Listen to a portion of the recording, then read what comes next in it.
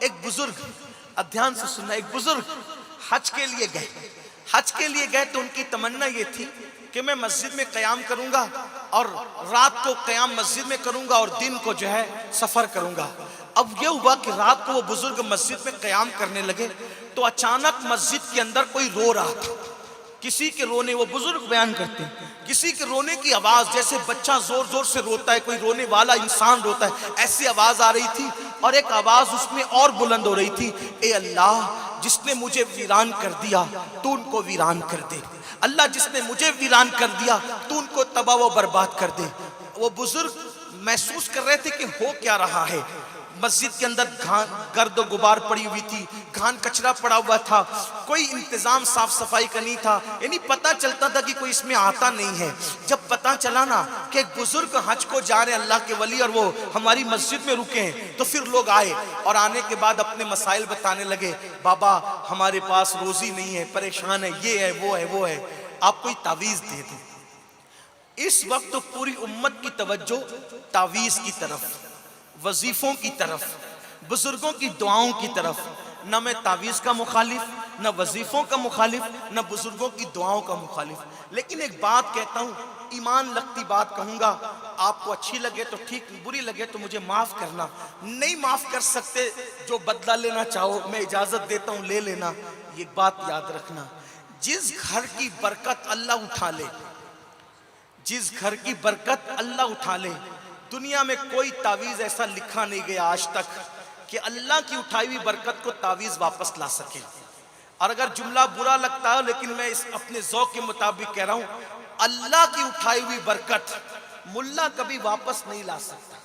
اتنا یاد رکھنا، ایک بات اچھی طرح سمجھنا، کتنا بھی بڑا ولی آپ کے لیے دعا کر دے، اگر آپ بے نمازی ہیں اور اللہ نے برکت اٹھائی ہے، ولی کی دعا کی برکت بھی آپ کو نہیں ملے گی. کیونکہ میرے آقا نے خود فرمایا، جو نماز چھوڑ دیتا ہے نیکوں کی دعا سے اللہ اس کا حصہ ختم کر دیتا ہے. ورنہ میں آپ کو کہوں ان علماء کی، اللہ والوں کی موجودگی میں، کہ اگر مسلمان نماز پڑھ لے تو ہمیں کسی کی دعا کی ضرورت ہی نہیں ہے. اللہ کے رسول ہمارے لیے اتنی دعا کر چکے کہ اس دعا کی برکتیں ہمیں ملنا شروع ہو جائے، ہمارا کام ہی بن گیا. لیکن وہ دعا کی برکتیں کیوں رکی ہوئی ہیں؟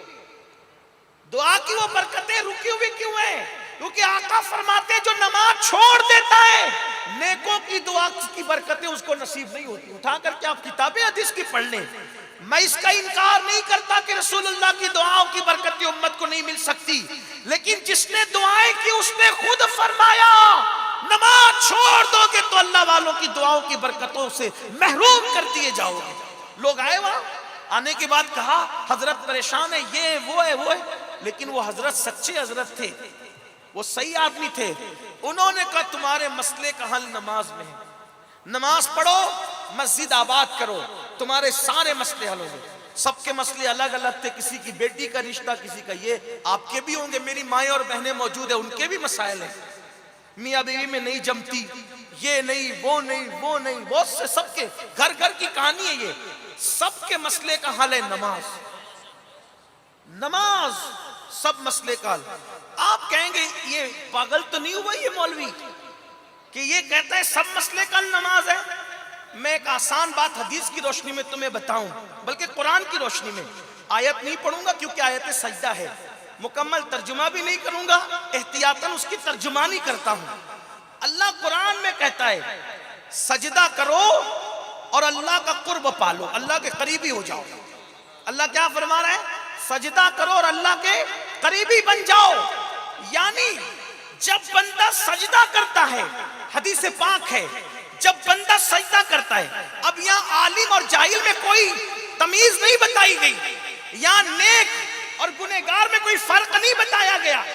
اللہ اکبر، کیا فرمان جاری ہو رہا ہے، کیا فرمان جاری ہو رہا ہے. اللہ کے رسول فرماتے ہیں صلی اللہ علیہ وآلہ وسلم کہ جب تم سجدے میں جاتے ہو تو اللہ کے اور تمہارے درمیان جتنے پردے ہیں وہ سارے پردے اٹھا دیے جاتے ہیں، اور